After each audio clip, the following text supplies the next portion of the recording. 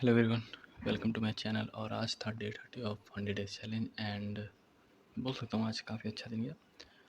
8 our plus पढ़ाई भी हुई एंड देखो आज के जो मेरे गोल थे, लाइक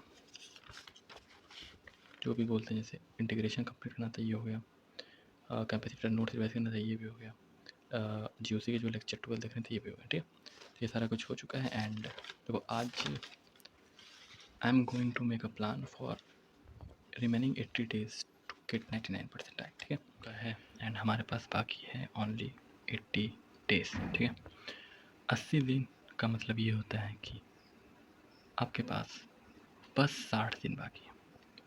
60 दिन सिलेबस के लिए और 20 दिन आप जो भी करना चाहते हो। तो मैं तो इसमें टेस्ट करूँगा एंड रिवाइज करूँगा। ठीक है, तो ये देखो 60 दिन मतलब एक दिन में एक चैप्टर, यानी कि एक हफ्ते में अगर मैं 6 से 7 चैप्टर कंप्लीट करता हूँ तो 8 हफ्ते हैं मेरे पास। ठीक है, 8 हफ्ते हैं तो 8 हफ्ते में तो लगभग ये कंप्लीट हो जाएगा। एक इसका ये मतलब है कि एक दिन में एक चैप्टर। तो इसका ये मतलब नहीं कि देखो मैं क्या करने वाला हूँ कि एक दिन में एक चैप्टर, ये नहीं होगा कि मैं बस शुरू करूँगा और रात में ख़त्म एक चैप्टर, ऐसा नहीं होगा। हर एक 3 दिन का साइकिल बनाऊँगा। उस 3 दिन में मेरा वो जो चैप्टर उठाया हूँ वो 3 दिन में चाहे कितना भी बड़ा चैप्टर हो मुझे कंप्लीट ही करना होगा।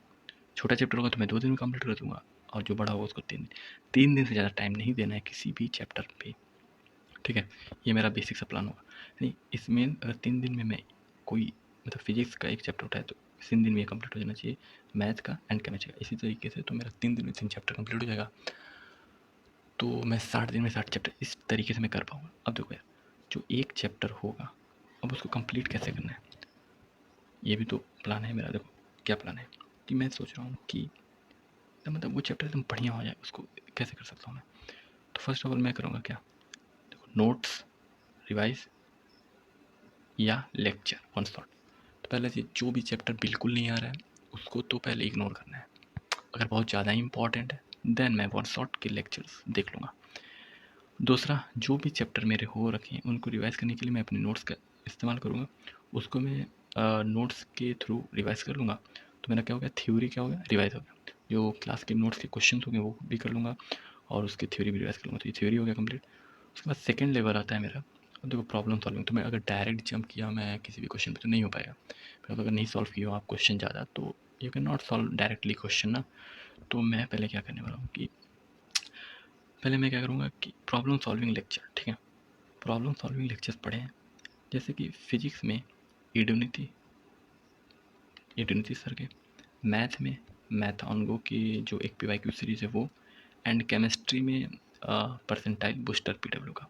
तो ये 3 जो है मेरे वो क्या होंगे, एक तरीके से प्रॉब्लम सॉल्विंग लेक्चर्स होंगे। यानी कि जैसे ही चैप्टर कंप्लीट हुआ तुरंत मैं क्या करूँगा, आऊँगा यहाँ पे और मैं पहले क्वेश्चंस खुद से ट्राई करूँगा एंड देन मैं तुरंत इनका लेक्चर्स देखूँगा। तो लेक्चर देखने से क्या होगा, ज़्यादा जल्दी क्वेश्चन होंगे, ज़्यादा अमाउंट ऑफ क्वेश्चन होंगे एंड ज़्यादा वैरायटी ऑफ क्वेश्चन हो जाएंगे। जैसे कि यूनिटी में 2021, 2022, 2023 की जो टॉप पेपर की उन्हीं को बस डिस्कस किया गया। तो वो अगर तीनों मैं कर लेता हूँ तो 80 to 90% कॉन्सेप्ट फिर से रिवाइज हो सकता है। तो वहाँ से मेरा कॉन्सेप्ट फिर से एक बार रिवाइज हो गया एंड जैसे मैथोंगो में PYQ सीरीज है तो वहाँ से जो भी क्वेश्चन मेरा फंसा उसको मैं देखूंगा एंड वहाँ से कॉन्सेप्ट भी रिवाइज करूँगा। तो मेरा क्या हुआ, एक तरीके से ये बोल सकते हो ये तुम्हारा लर्निंग मोड। ठीक है, ये लर्निंग मोड है। तो इसमें ज़्यादा टाइम नहीं देना, ज़्यादा टाइम कहाँ देना है, थर्ड लेवल पे जो कि होगा क्वेश्चन प्रैक्टिस। देखो क्वेश्चन प्रैक्टिस करना है तो क्वेश्चन प्रैक्टिस मैं सोच रहा हूँ कि मैं कहाँ से करूँ। अगर फिजिक्स में तो क्लियर है कि जो टॉप मैथोंगो की जो टॉप 500 क्वेश्चन की जो सीट्स हैं, टॉप 1000 क्वेश्चन की जो सीट्स हैं, तो फिजिक्स में मतलब हर चैप्टर के लगभग 30 क्वेश्चन हैं तो मैं वहाँ से कर लूँगा। फिर उसके बाद देखो तो उसी तरीके से मैथ का भी और केमिस्ट्री का भी, तीनों का वहीं से मैथोंगो के टॉप 30 क्वेश्चन जो है वहाँ से करना है। फिर वो कर लिए। फिर उसके बाद टाइम बचा तो फिर मैं क्या करूँगा कि जो मार्क्स ऐप है, यानी कि जो मार्क्स ऐप है वहाँ से मैं क्वेश्चन जो मस्ट डू वाले हैं एंड मस्ट डू वाले हैं और एक और है यार क्या बोलते हैं मीडियम लेवल, मैं वहाँ से कर लूँगा। ठीक है, तो ये मेरा लगता है सफिशिएंट क्वेश्चन प्रैक्टिस हो जाएगा एंड और भी मैं देखूँगा कहाँ से करना है। तो इतने मैं तो प्लान कर रखा हूँ कि इतना क्वेश्चन मुझे करना ही करना है। तो मेरा क्वेश्चन प्रैक्टिस के लिए ये मेरे रिसोर्सेज हैं, जैसे फिजिक्स में, केमिस्ट्री में, मैथ में मैथोंगो के जो टॉप क्वेश्चन है वो कर लो। फिर मार्क्स ऐप पे जाके देन जो टॉपिक वाइज PYQ है वहाँ से जो मीडियम लेवल के हैं वहाँ से क्वेश्चन कर लो जो जो भी इंपॉर्टेंट क्वेश्चन है और मस्ट डू क्वेश्चन, ठीक है, ये हो गया। फिर फोर्थ लेवल पर आ जाते हैं टेस्ट। तो देखो यार, हर चैप्टर का ना, एवरी चैप्टर का मैं सोच रहा हूँ कि मॉक टेस्ट एज अ 2025 का जो है पी वाई, उसको एज अ मॉक दे दूंगा। वहाँ पे क्विजर ऐप है, वहाँ पे जाके, तो सारे फ्री हैं यार, सारे आप भी यूज़ कर सकते हो, ठीक है। तो ये सारा मेरा प्लान है, ये करना है। एंड देन ये सारा चीज़ें होने के बाद, तो मतलब हर एक चैप्टर के लिए ये करना है। तो देखो ये सारा चीज़ कर लोगे तुम, तो अब क्या करना है, 20 दिन। अब देखो 20 डेज़ की बात करते हैं कि अब 20 दिन को कैसे प्लान करना है। तो बच्चे जो 20 डेज़ हैं उसमें क्या करना है, टेस्ट और रिवाइज, दैट्स इट। दो काम करने हैं, टेस्ट रिवाइज। तो मैं मतलब टारगेट करूँगा कि 20 कम से कम टेस्ट दे लूँ और पूरा चैप्टर फिर से 20 दिन में रिवाइज कर लूँ। तो ये तो इम्पॉसिबल है अगर मैं फिर से बैठ के सब कुछ करने लगा तो उसके लिए मैं एक सॉल्यूशन निकाला हूँ कि देखो मैं क्या करूँगा कि अपना एक नोट्स बनाऊँगा, जिसको मैं बोलूँगा एकदम, इसको कुछ नाम रख देते हैं रिवाइज नोट्स, ठीक है, एकदम टॉप लेवल के नोट्स होंगे ये। इसमें क्या होंगे कि जो भी प्रॉब्लम सॉल्व मैं किया हूँ क्लास नोट से, मैथोनगो से, यहाँ वहाँ से, जो भी, वो सारे क्वेश्चन में जो जो इम्पॉर्टेंट हैं, जो जो मुझे लगेगा कि फंस सकते हैं, उसको मैं एक नोट्स मतलब एक पेज लूँगा, उसमें पूरा क्वेश्चन राइट कर लूँगा।